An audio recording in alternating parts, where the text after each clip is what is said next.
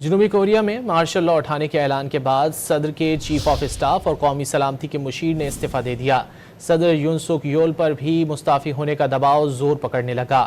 جنوبی کوریا کے صدر نے مارشل لا کے نفاذ کا فیصلہ واپس لے لیا۔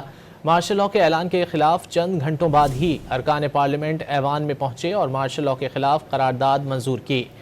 300 کے ایوان میں 190 ارکان نے قرارداد کے حق میں ووٹ دیا۔